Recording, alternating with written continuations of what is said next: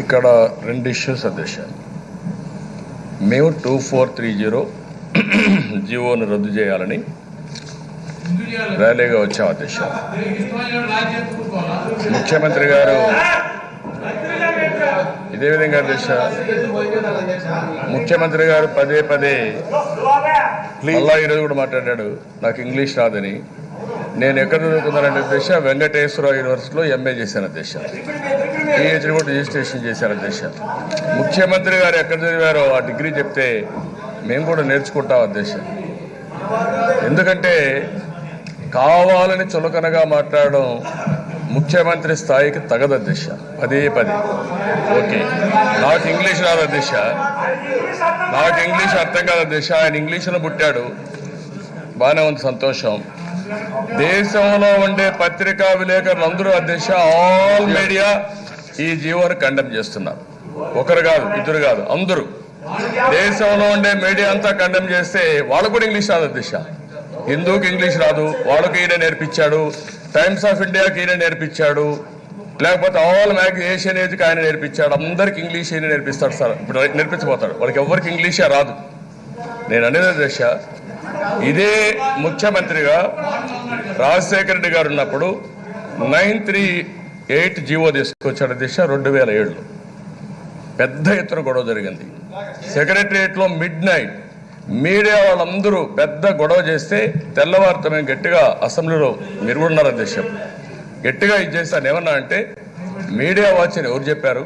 నేను పెట్టనే లేదు, మీటింగ్గా జరగలేదు, నేను ఎక్కడ ఈ చర్య తీసుకోలేదు, ఆ జీవో ఇచ్చామన్నారు, ఎక్కడిచ్చారు అనేసి నేను ఆ జీవోను అమలు చేయనని చాలా స్పష్టంగా చెప్పి అప్పటి నుంచి అమలు చేయలేదు అధ్యక్ష. బయట పోయి ప్రెస్ వాళ్ళు మళ్ళా పట్టుకుంటే కాదు, నాకు లేదు, నా ఉద్దేశం అది కాదు, మీరు కావాలని ఇష్యూ చేస్తారు, ఇష్యూ అయిపోయింది కదా, ఎందుకు మాట్లాడతారని చెప్పేసి ఆయన ఇది చేసే పరిస్థితికి వచ్చాడు అధ్యక్ష. అలాంటిది అధ్యక్ష, ఈరోజు మీరు ఇంకా వీడియోస్ కూడా ఉన్నాయి, అవన్నీ చూపిమంటే చూపిస్తాం, మీకే అర్థమవుతుంది. మీ తండ్రి గారు పత్రికా స్వేచ్ఛను కాపాడడానికి ఆ రోజు ఆ నిర్ణయం తీసుకుంటే, ఇప్పుడు మీరు పత్రికా స్వేచ్ఛను దుర్వినియోగం చేస్తూ మీడియాని మీ కంట్రోల్లో పెట్టుకోవాలనుకుంటే అది జరగదు అధ్యక్ష. ఓకే అధ్యక్ష, నా మీద మాట్లాడుతున్నారు, నా మీద మాట్లాడుతున్నారు అధ్యక్ష. నేనేం తిట్టలేదు అధ్యక్ష, నేనేం విమర్శించలే కదా ఇంతవరకు, సబ్జెక్టే చెప్తున్నా. అదే అధ్యక్ష, నేను ఈరోజు మీరు నా కోసం మీరు చేయొద్దండి. There are national media, state media. మీరు 2 పేపర్లు తీసుకొచ్చారు, there is Hindu, Hans India, Indian Express, Times of India. You call them. వాళ్ళందరూ ఒప్పుకుంటే నేను అప్రిషియేట్ చేస్తాను, నేను కూడా ఏం మాట్లాడను. కానీ ఏ ఒక్క పేపర్ని దృష్టిలో పెట్టుకొని మీరు కావాలని చెప్పి అందరిపైన ఆంక్షలు పెట్టి కంట్రోల్ చేయాలనుకుంటే మాత్రం చాలా దుర్మార్గం, దారుణం అధ్యక్ష.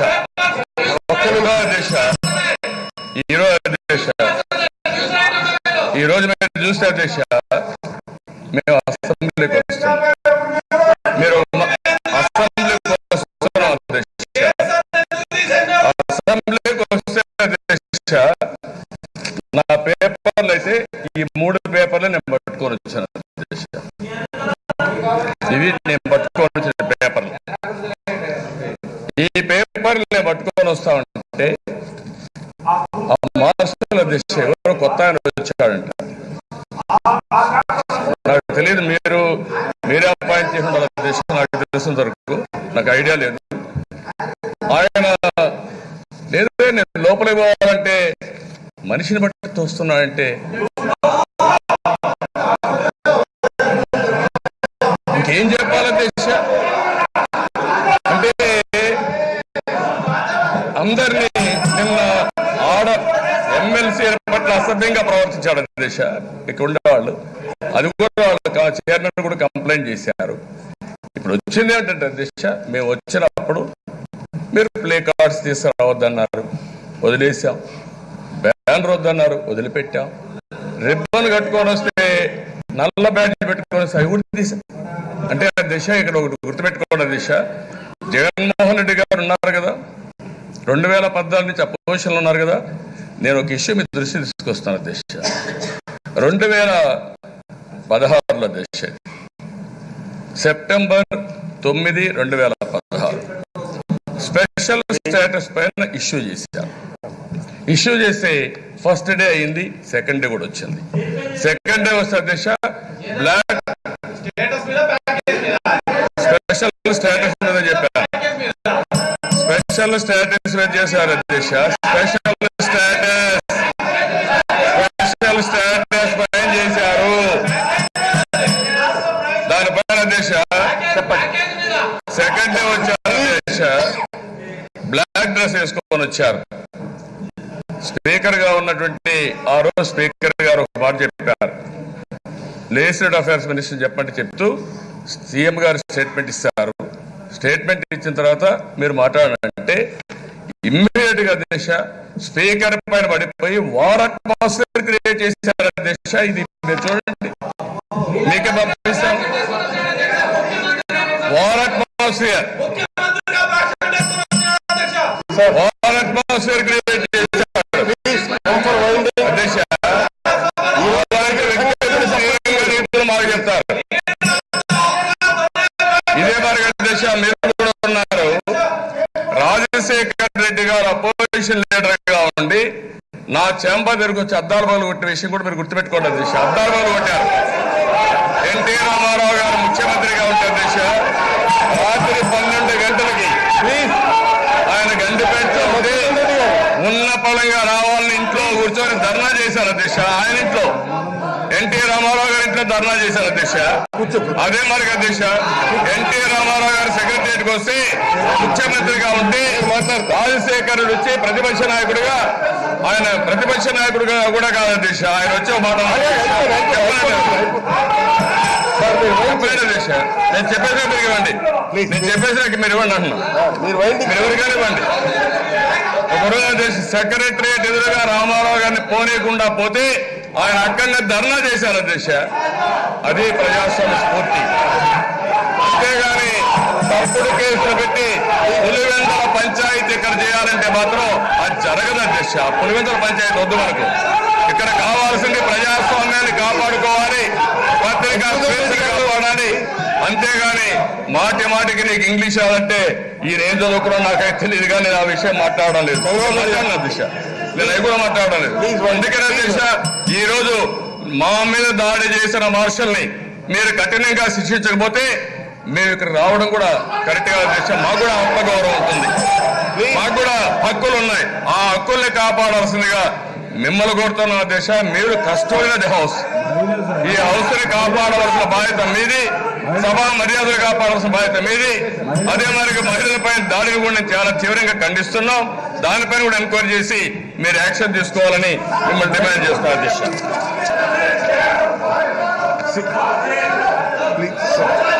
సభానాయకుడు ఆయన క్లారిఫికేషన్ ఇవ్వాలి. ఎవరి మీ దానికి ఎవరు గవర్నమెంట్ చెప్పాలి అధ్యక్ష.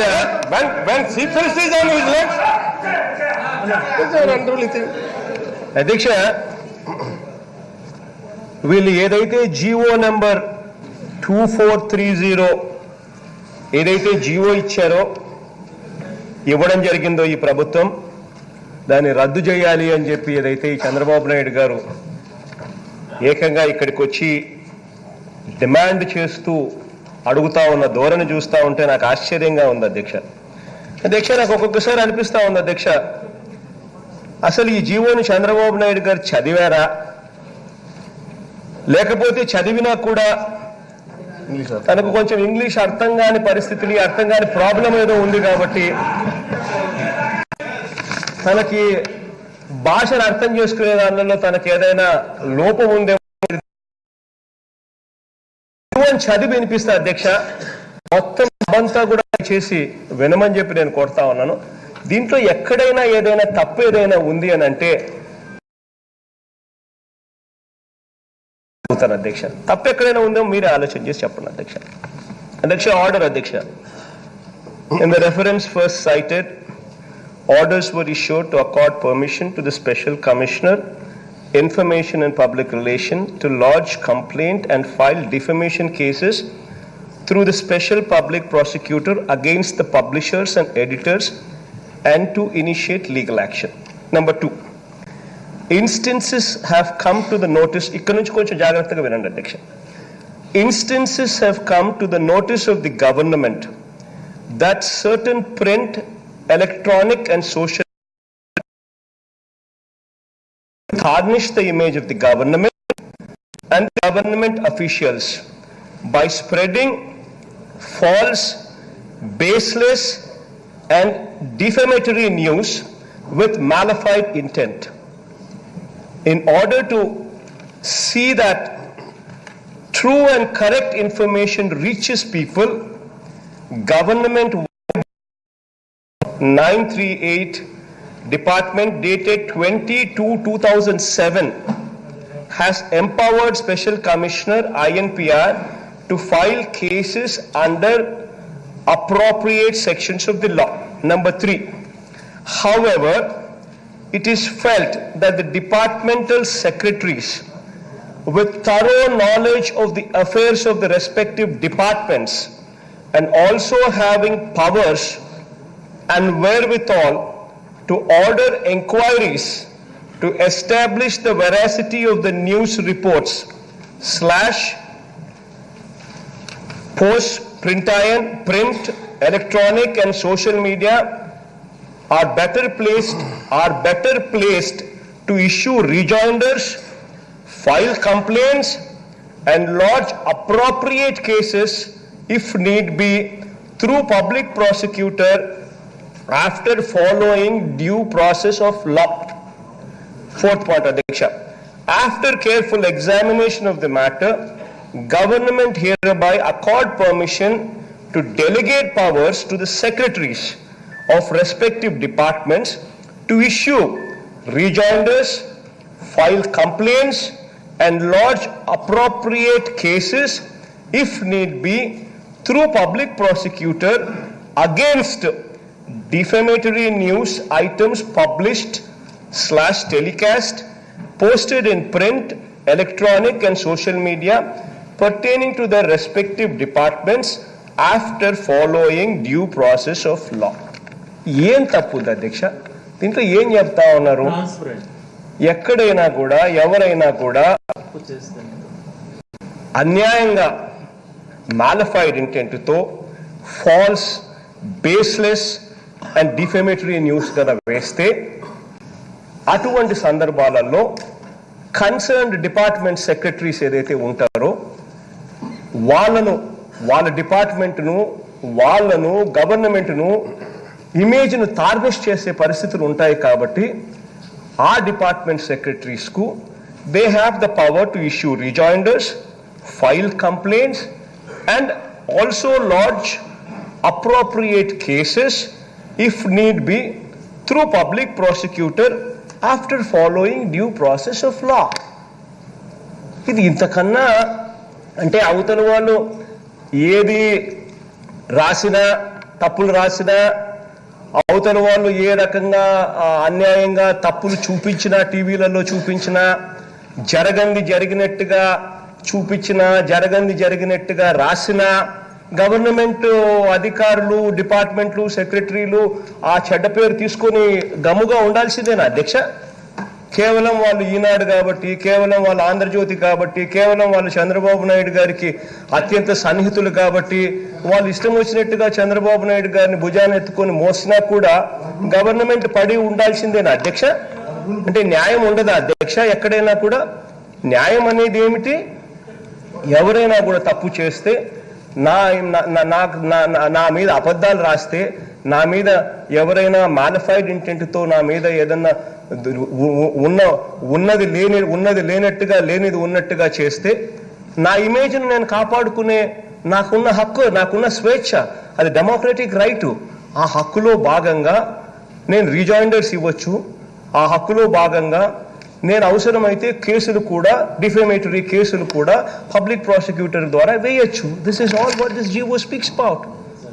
దీనికి అసలు ఇంగ్లీష్ వచ్చిన ఏ ఒక్కరికైనా కూడా ఇది చదివితే ఇది తప్పు అని చెప్పే పరిస్థితి ఏ ఒక్కరికి లేదు అధ్యక్ష. ఒక్క ఇంగ్లీష్ రాకపోతేనో, ఇంగ్లీష్ అర్థం చేసుకోవడంలో ఏదైనా వీళ్ళకు అవగాహన లోపం ఉంటే తప్ప నేను I just can't help it. This is I mean 40 సంవత్సరాల ఇండస్ట్రీ అనే ఈ వ్యక్తికి అసలు ఈ వ్యక్తి కనీసం ఇంకిత జ్ఞానం లేని పరిస్థితిలో ఉన్నాడు అని చెప్పడానికి ఇంతకన్నా వేరే నిదర్శనం కూడా లేదు అధ్యక్ష.